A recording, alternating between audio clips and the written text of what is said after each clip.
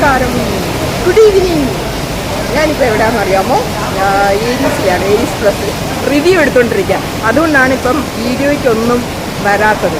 മഴ കാണിച്ചു തരാം. നല്ല സുന്ദരമായ മഴയെന്ന് വെച്ചാൽ നല്ല സുന്ദരമായ മഴ കാണിച്ചു തരാമേ.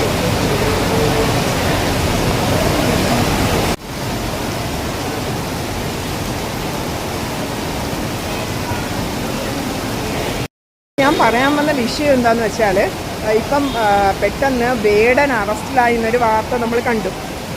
ഒരുപാട് പേര് പറയുകയുണ്ടായി, ഭയങ്കര കഷ്ടമായിപ്പോയി. എന്തു പറഞ്ഞാലും വേടൻ ഒരു കലാകാരനാണ്.